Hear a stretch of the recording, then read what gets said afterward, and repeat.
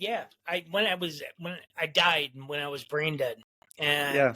when I did, for years I couldn't explain it to anybody, so I didn't share it with anybody. But I still have. I mean, I remember to this day that like when I died, because I left my body. My mom jumped up, Mhm. resuscitated me. My nurses came in.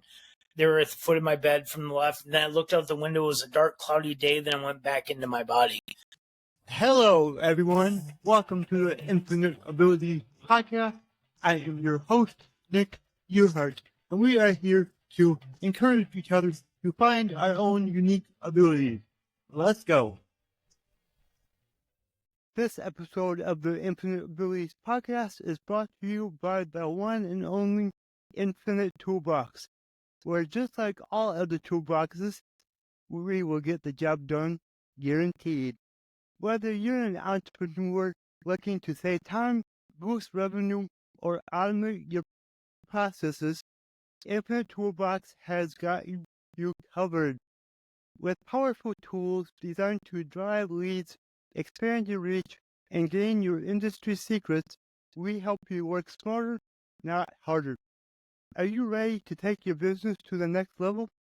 Visit us at infinitetoolbox.com. That's infinitetoolbox.com, and discover how infinite your potential really is. All right, everyone. So today we have Joe Burgess, and this guy's story is truly remarkable.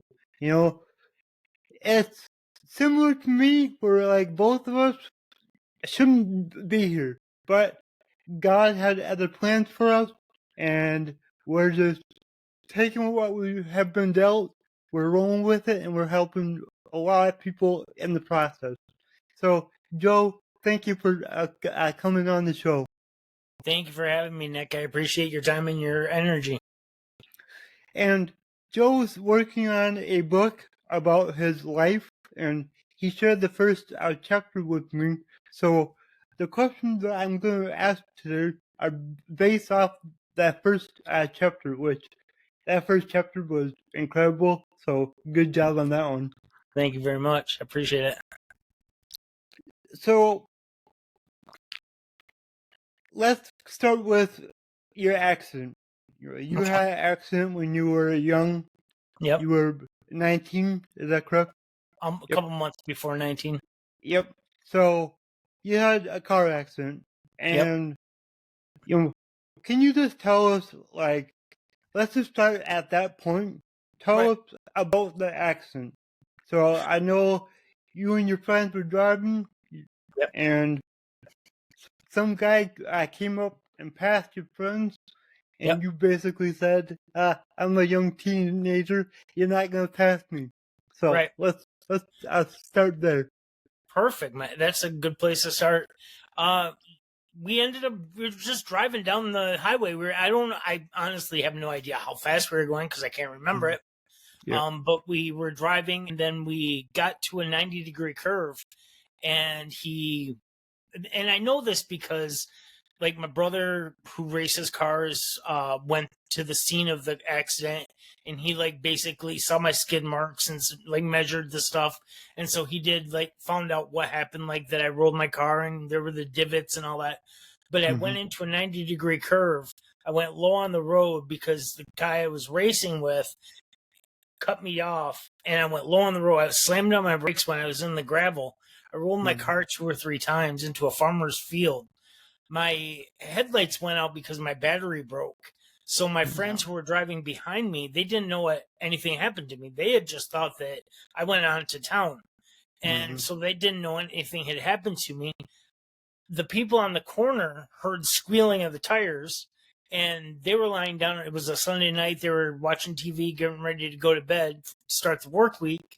And they heard tires squealing. They jumped up, and he saw me. And she jumped on the phone, and he ran out and jumped into his Ford Bronco, took it over there, shined the headlights on it, saw someone laying in the passenger seat. So he thought that the driver got thrown from the vehicle. And so he was searching the field for a driver, and his wife or fiance or whatever called 911, which was a few miles down the road. And then they got there. It was it was kind of, he said to me that he told me about, he's like, I've never heard anyone snoring so loud in my life as when I heard you. And I was, meaning that I was out. I Yeah. severed 3/4 of the nerves on the back, on my brainstem. Yep. And I had a scar that was on top, like right behind my left ear, and I had a Mhm. scar that was on top of my right foot. Those are the only things physically that happened to me other than my brain injury, which was basically a teddy bear in a washing machine or a dryer more or less, spinning around and sloshing, and my skull, my brain was hitting the side and then reverberating, and so I don't know. All the damage that I had to my brain was very extensive. Yeah. I And recently, go ahead. before we get into like when you're at the hospital, because that's like a whole story in itself, I have a question. So Yeah. in your book,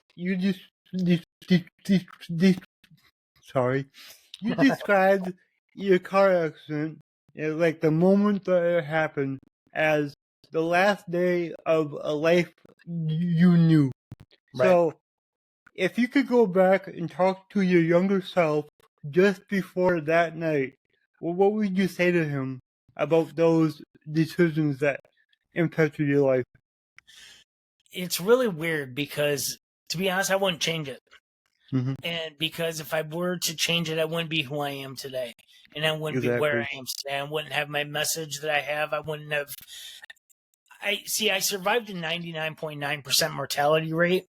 Mm-hmm. And that made, 999 people were dead where I lived. And then to multiply that by 10 and get 10,000 people, 9,990 people died, 10 of us lived. I was the one out of the 10 that had the function that I did. I wasn't catatonic, I wasn't vegetative, I wasn't anything like that. My brain was processing and all that kind of stuff. So I was the one out of the 10 in that. Mm-hmm. So I looked at it as I literally stand up for these 9,990 people who can't survive, who died. Yeah. Yeah. And I represent the 9 other people who are unable to do what I can do. I'm the Yeah. only one that can be their voice. Mm-hmm. And that's kind of how, and I've taken that to heart because I've looked for answers in everything that I do. I always seek the answer. And I'm very blessed, I should say, because the universe gives me the answers. And Mm-hmm. throughout my experience, I've been given a lot of answers, and then my journey was to find out the question. Yeah. So, like, I'm very blessed because of my situation. Exactly. I'm not taking anything away from all those other people, but I represent them, and so Yeah. that's why I'm so confident in like everything I'm doing. It's like, I don't know. It makes me feel better about myself. It makes me feel value. I Yeah. had survivor's guilt for a long time, and kind of taking on the fact that I wanted to learn what I could so that I could help all the people who have been through what I've been through. Yeah. And so Exactly. And I love your answer because it's like, I look at my life the same way. It's like, I don't want to go back and change anything because everything that happened for a reason and got me to where I am today. So, yeah, what if I went back and changed something little, something stupid, and that changed the whole path of my life? That would that, kind of suck, you in know? that chapter, actually, there's a line about how, what if I would have tied my shoes like Exactly. before I got in my Mm-hmm. car, then I wouldn't have gotten in my car accident. Something as Yeah. simple as that, Mm-hmm. it's. I've learned though that what I've gained the most from all of it is the fact that whether you want to call it God, whether you want to call it spirit, whether you call it doesn't. I mean, you can call it all kinds of fairies, gnomes, elves, elementals, angels, it's things that are beyond our comprehension, which Yeah. we try to label, but we can't because we don't have the mental faculties to actually put label it truly, but that's a big part of my journey, because that's a big part of, like, so I'm very, very into helping people achieve a flow state of consciousness. And in that flow state of consciousness, there's a part of it where you have to understand your soul, where you have to understand your body, where you have to understand your mind. And so when you understand your soul, then you understand that there's more to life than just what we are able to comprehend with these typical five senses. Yeah. And so then the mind is just what's in the mind, then the body is the reaction to the body, or to the mind and to the soul. So they all play off of each other. So, and I like that you brought that up, because one of the questions that I had for you is, you had this near death experience, and like, did it shift your understanding about what really matters? yeah, when I died, when I was brain dead, and when I did, for years I couldn't explain it to anybody, so I didn't share it with anybody. But I still have. I mean, I remember to this day that, like, when I died, because I left my body. My mom jumped up, resuscitated me. My nurses came in. They were at the foot of my bed from the left. And then I looked out the window. It was a dark, cloudy day. Then I went back into my body. I heard conversations when I was brain dead, when I had no connection, no stimulus. I had no response to stimulus. I was a 3 on a Glasgow Coma scale for 5 days. That's why it's a statistic of 99.9% mortality rate. So I mean, I had all these things that were beyond what the medical field told me was supposed to be happening and would happen or whatever. So because I was experiencing all these things that nobody could explain to me, that made me understand completely that there is much more to this life than any of us can comprehend. And so with knowing that, I have sought out the things that I can find the answers in to explain all that kind of stuff. I like that. I like that. Thank you. And, to kind of get back to your story, because I think that this part is really important, So, when when they discovered your accident and you got rushed to the hospital, what happened at that point when you got to the hospital? Did anybody know who you were?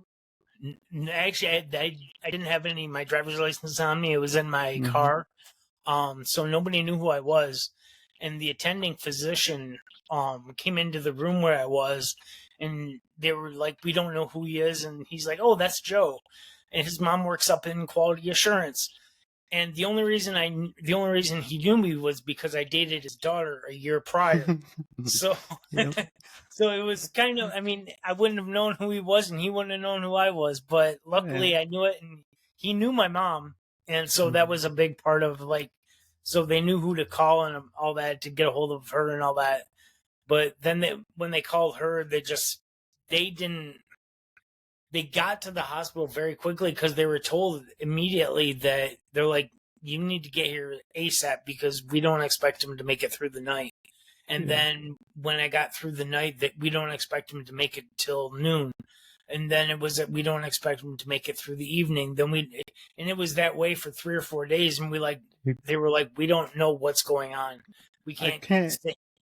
I can't imagine what your family was going through. Like, just to, like, basically get drug along, it's like, but it's like, I'm sure that after, probably the second or third day, your family's like, Joe's gonna fight this. So, I didn't actually know, because I ended up with pneumonia, and I had a collapsed lung. Wow. My brain ended up being so swollen that it was touching my skull for 6 weeks.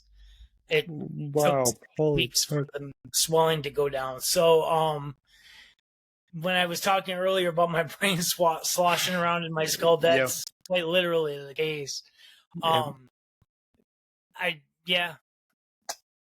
So I forgot. I completely blanked. Yeah, no, I know that your mom was by Oh, your side like the whole entire time, and yeah. that's She didn't. incredible. She wouldn't leave my side for 2 weeks. Yeah, She yeah. stayed by my side at the hospital, and she wouldn't leave the hospital. She went down to the cafeteria every once in a while, but she wouldn't leave the hospital until she knew that I was going to live. And then she went to church, and then and that's about as far as leaving the hospital went. So until a little bit more, but my family was my oldest brother, who was never emotional or anything. My family actually told me that he cried. And he's like, I didn't know him, and I didn't get. He was my little brother, and I took him for granted, and all this kind of stuff. And Yeah. I mean, I had the waiting room to the ICU was like constantly full of like my classmates, my friends, my family, and my family's friends, and all that. They like throughout the day there was whole Jerry Springer episodes going on in the waiting room with my ex-girlfriend, my ex Oh boy. fiance, and a girl that I happened to cheat on her with who came to visit me, and it was just all of bluster. But it was, I don't know, it was a good time, I guess. That's our life. That's how it is a lot of time. Yep, yep. Yeah. it, Now, I kind of want to fast forward a little bit. yeah, In the hospital, you fought for what did you say, 6 weeks? yeah. But then after that, you had to rebuild everything. You had to learn how to walk again, how to talk again, even how to brush your teeth again. So, Yep. can you take us into that part of your journey? So, so for 6 weeks when I was in the hospital, I was like in a deep like a deep coma. Then I was in a medium, like a moderate, whatever. So I was at different levels of consciousness throughout the first 6 weeks. Then when the swelling went down, I walked about 100 feet on a Friday, and my therapist was walking behind me with the wheelchair, and I couldn't make it, and I had to sit down. But then that weekend, I ended up going home for the weekend for the first time. And I went home, and about 6 o'clock, the swelling went down. And I didn't know it at the time, but it was, that's when I actually started calling it my asleep and my awake stage. My asleep stage was when my brain was touching my skull, and I would say what was ever on my mind, and I would do what was ever on my mind, and I had no filter whatsoever. But then when I was in my awake stage, when my brain, the swelling went down, I started to, I mean, I'm just like I am now. I'm just like you are, just like how everybody is. So that was my sleep and my awake stage. So then Saturday morning, I woke up and I was in my sleep stage again. And then about noon, I switched over to my awake stage. And then Sunday morning, I woke up and I was in my awake stage from then on.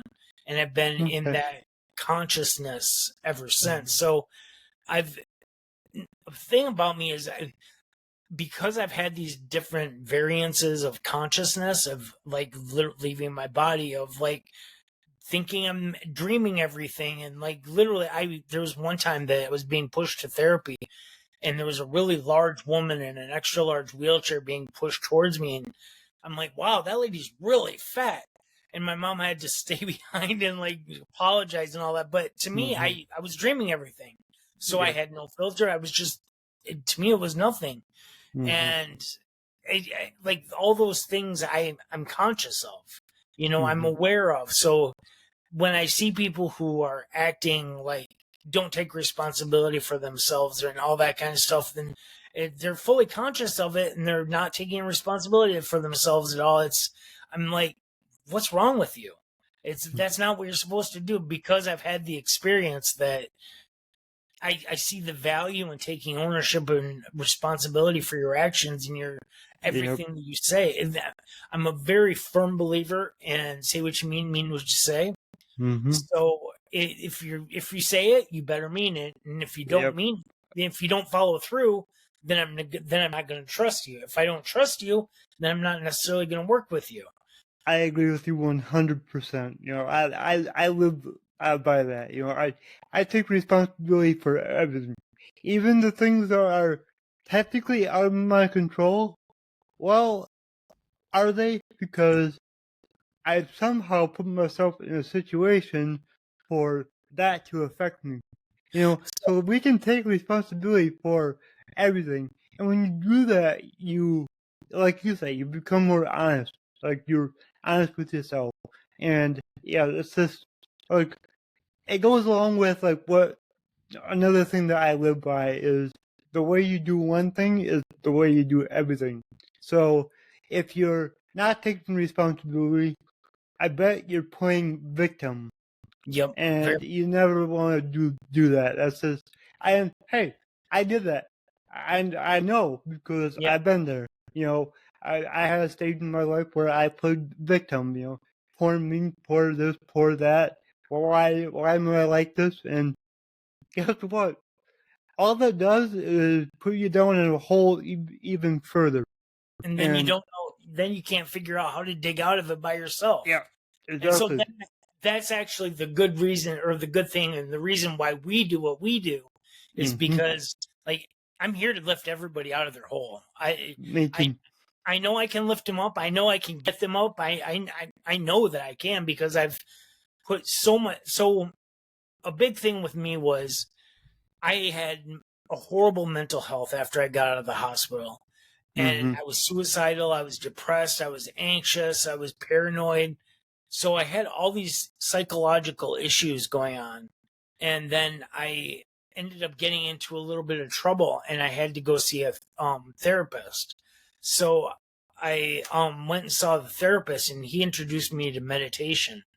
And that totally changed my life because from the time I got in my accident till that point, my mind was chaos. It was crazy. I was thinking everything. I couldn't control this. I couldn't control that. I tried to control this. I tried to control that. And my mind was just going crazy. But once I learned how to focus my mind on myself, I was able to breathe for the first time. And then I became very obsessed with meditation.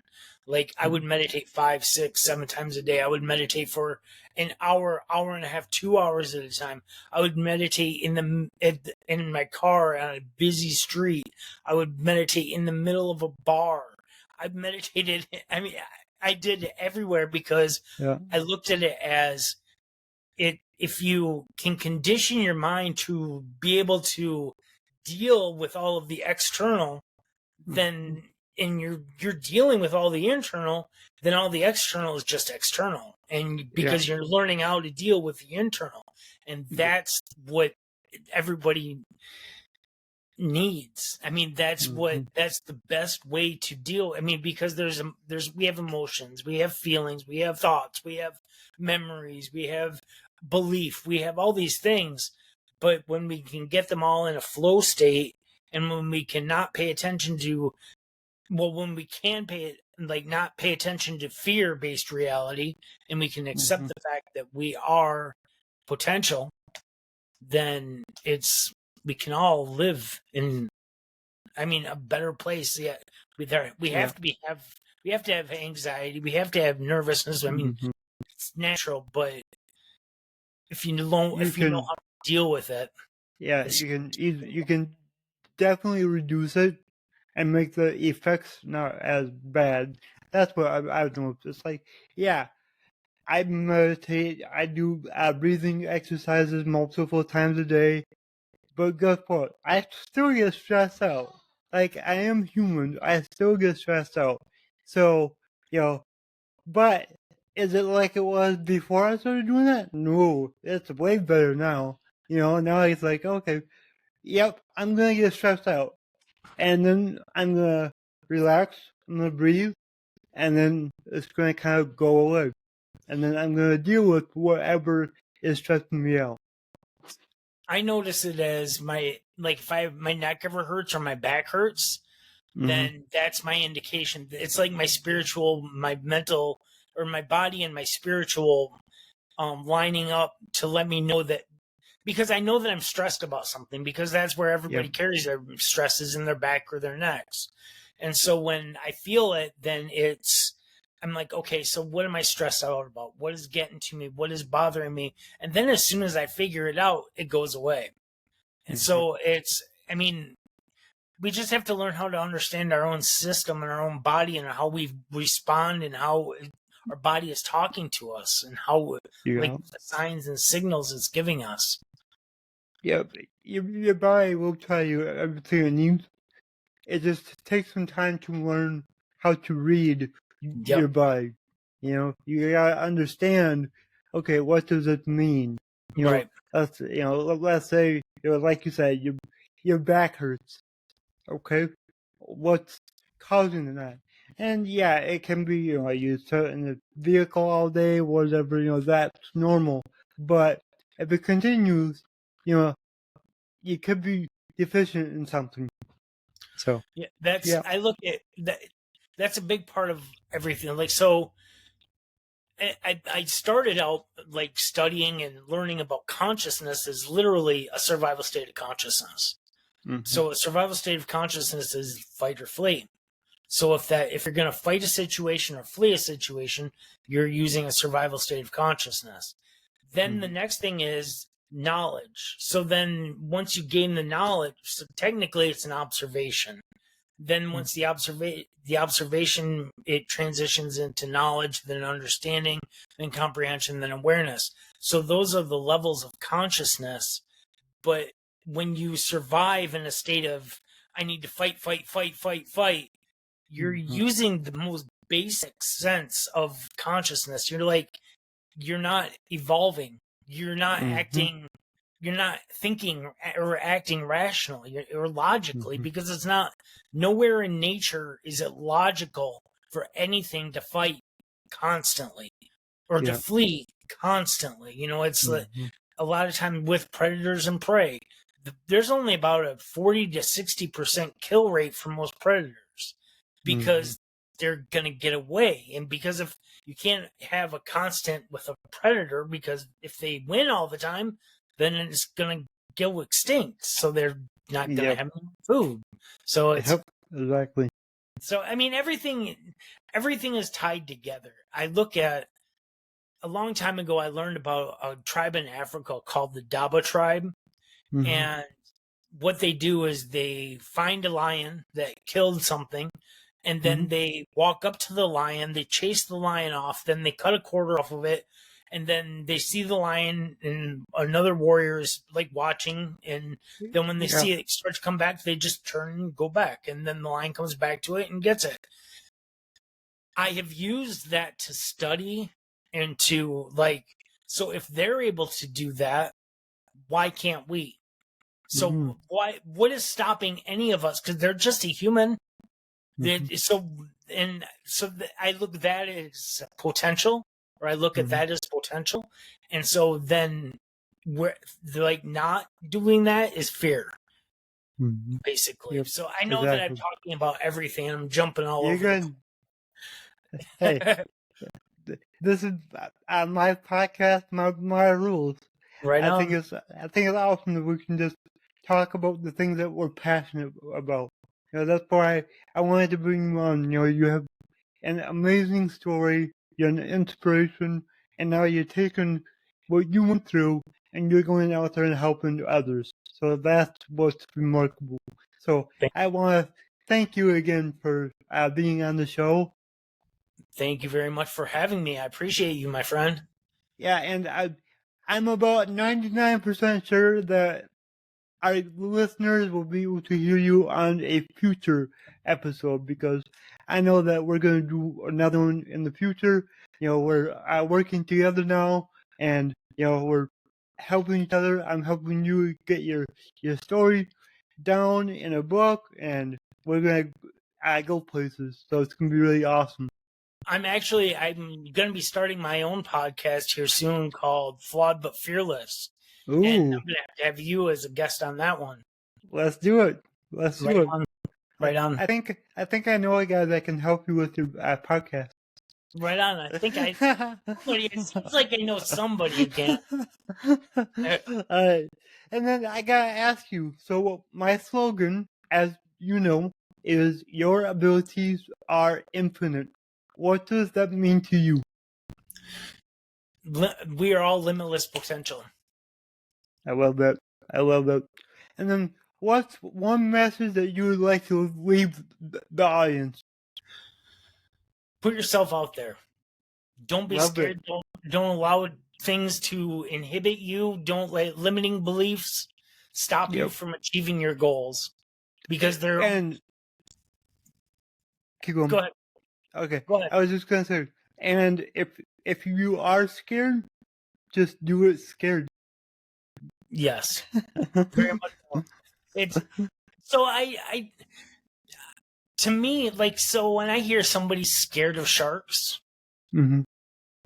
you're on the land, you're not in the water. There's chances are if you go in the water, you're not gonna get, like, go in a lake, you're not gonna get bit by a shark there. Go in the ocean, chances are you're not gonna get bit by a shark there. So fear to me is logical and illogical, and rational and irrational. So a fear of sharks to me is illogical and irrational, because unless you deal with them, there's nothing to be scared of. If you put yourself out there. If you enjoyed this show, please go ahead and share it on your Instagram story and tag me here, the Nick Yerhart. Also, go ahead and share it anywhere else that you see fit, because the only way that I can grow this is by you guys sharing it. I don't sell anything on here. I don't have any sponsors, so let's just get it out there by word of mouth, help more people. Alright, everyone, remember, your abilities are infinite.